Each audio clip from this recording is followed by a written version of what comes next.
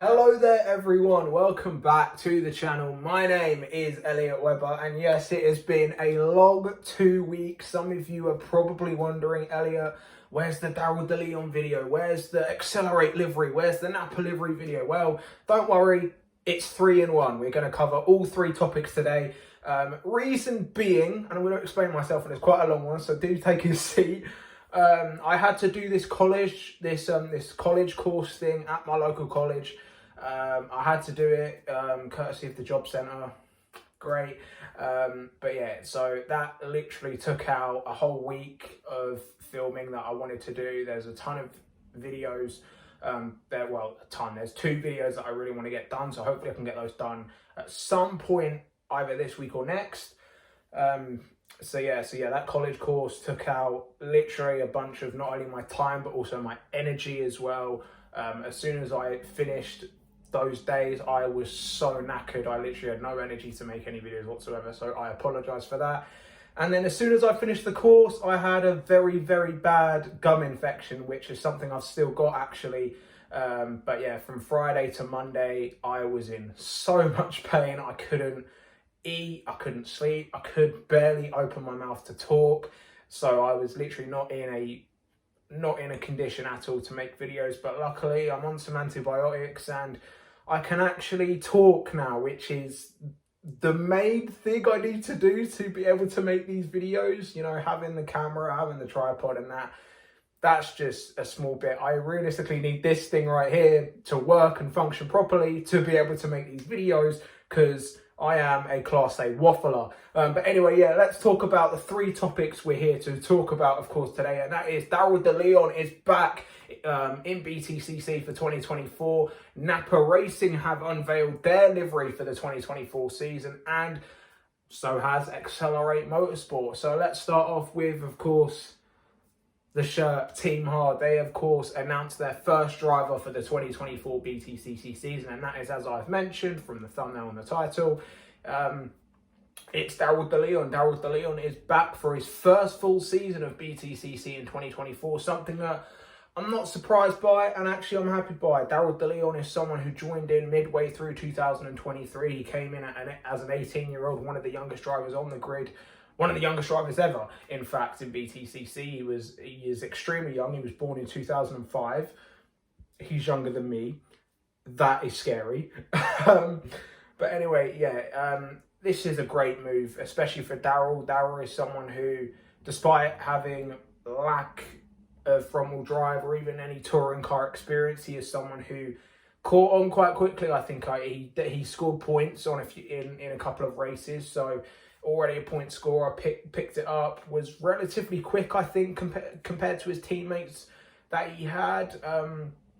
Wasn't the slowest Team Hard driver when he was in the team, so yeah, and there is some potential there. Of course, he is, as we mentioned, he's still 18, he's ridiculously young. I believe he is the youngest driver signed up for 2024, so yeah, there is no support, you know.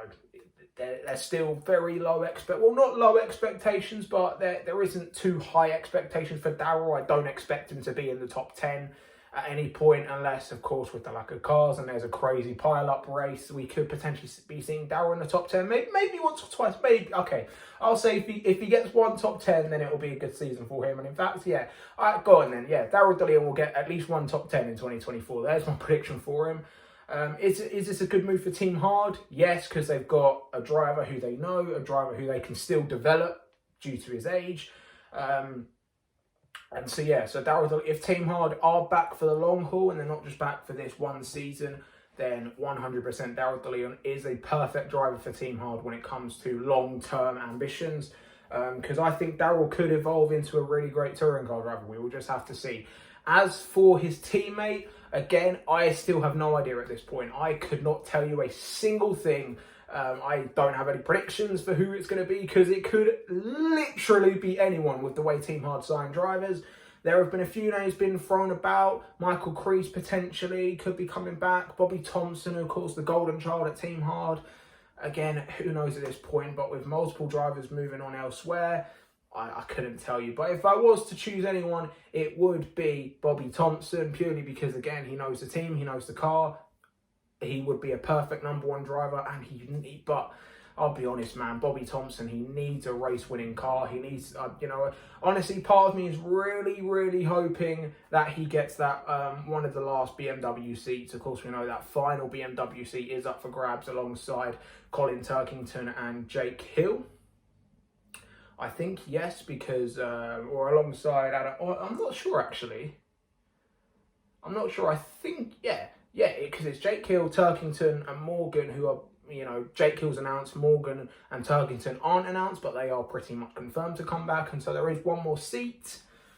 Yeah, I don't know who's going to be Jelly's replacement. Of course, it's not going to be George Gamble, because he is moving to the Porsche Carrera Cup this year. So yeah, we know it's not going to be him. Massive surprise, as I think we all thought that Gamble was going to move to the BMW seat, but obviously he hasn't, moving on to British GT to Porsche Carrera Cup. So yeah, I don't know who's going to get that BMW seat, but if I personally was to choose, I'd put Bobby Thompson in that BMW seat. But yeah, who knows at this point. But for the Team Hard seat for now, I'm going to go with Creasy or Thompson. So yeah, that's that. Now let's move on to the NAPA Racing livery reveal. So yes, moving on to the first of the 2 livery reveals that have been unveiled already this year. The first one is NAPA Racing. I'll put some pictures up already from their press release shoot thing, and they're already testing, which just shows how focused and on it NAPA Racing and Alliance are going to be in 2024. They are already testing before anyone else, or publicly at least, publicly testing that we know of. We don't know if there's been any private tests behind the scenes. But if there has, wouldn't be surprised. NAPA Racing, of course, reigning teams champions, reigning drivers champions, with the now 4-time champion Ash Sutton. Sticking with the same lineup, Dan Cam is back, Robo is back, and Sam Osborne is back. In my opinion, no reason to change whatsoever, purely because that lineup is, at the minute, perfect. You've got Ash Sutton, 4-time champion, one of the GOATs. You've got Dan Camish, always reliable.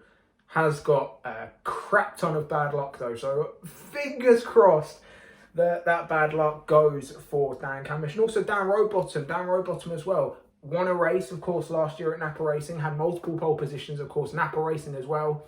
Had 9 poles out of 10 last year, so when it comes to qualifying again, they were almost untouchable. Mikey Doble though, just stopping the streak.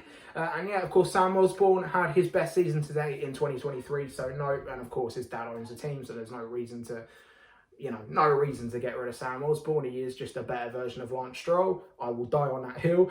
But anyway, yeah. As I mentioned, well, I haven't even spoken about the livery yet. I think the livery looks really good. I actually think it's the best NAPA livery we've had so far. I think it's it looks like that it's once again more of an evolution of the previous livery, similar to how 23 was an evolution of the 22 livery. And so yeah, of course, more sponsors, because of course you're going to want to sponsor the best team on the grid. And yeah, I like it. I like how there's more white on it. I honestly was expecting it to be a bit like Chase Elliott's livery in the NASCAR Cup Series this year. But again, sponsorships as well, that will obviously play a hand, as obviously there are more sponsors than just NAPA. But yeah, and now let's move on to my predictions for NAPA Racing. As a whole, I mean, I will be very surprised if they don't win the team's title for the 3rd year in a row.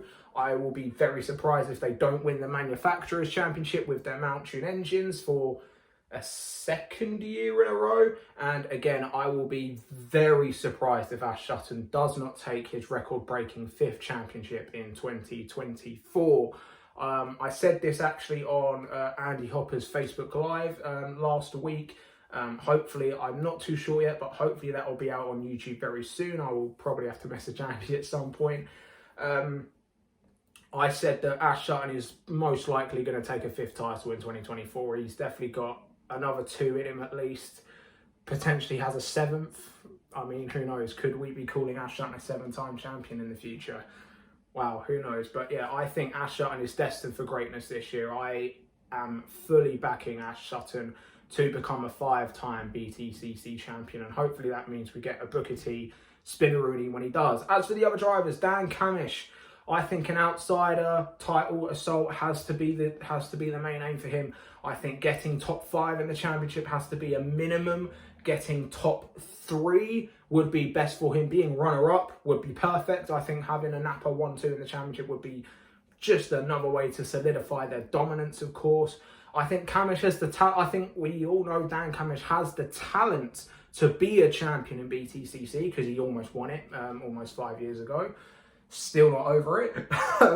But anyway, yeah, Cammish, no doubt, I think he will have some type of bad luck, as he always does, that will not see him be in the championship fight. And unfortunately, I just don't think he is as quick as that Sutton is. So unfortunately, as for Cammish, I don't think a legitimate championship assault is going to be there, but I do think he will be winning a few races and he will be a slight outsider to the championship. As for Dan Rowbottom, if he's back in the top 10 at the end of the year, it'll be another great season. If he can get more wins and more poles, again, it will be another great season for Robo. And as for Osborne, I think he needs to be in the top 10 a bit more. I think he does need to improve his qualifying, though he did do that at Brands and Silverstone last year at the final 2 qualifying events. I think he needs to be a bit more consistent because Osborne's results, while have been improving, they still haven't been as consistent. You know, sometimes he's in the top 10 and then sometimes he's not even in the top 20, and then sometimes he's in the points and sometimes he's in the top 10. So Osborne's results still aren't yet consistent enough to be fighting for a top 10 finish, but Osborne has that car.